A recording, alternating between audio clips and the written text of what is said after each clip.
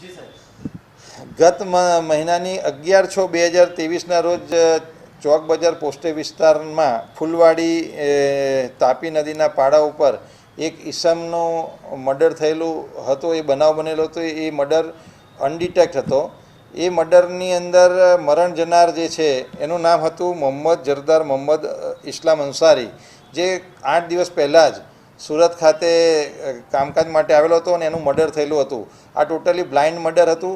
આની અંદર ચોક બજારની ડિસ્ટર્બની ટીમે પુષ્કળ મહેનત કરી આ ઈસમની સાથે રહેનાર જેણે આનું મર્ડર કરેલું હતું એને હરિયાણા ખાતેથી પકડી લાવેલ છે.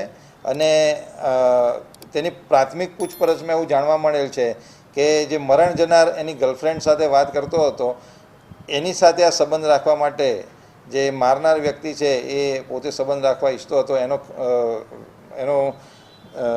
એના લીધે થઈને પવન જાડ કરીને વ્યક્તિ હતા, એણે આનું મર્ડર કરેલું હતું. અને ચોક બજાર પોલીસ હરિયાણાથી પકડી લાવી આ અનડિટેક્ટ મર્ડરનો ગુનો ડિટેક્ટ કરેલ છે.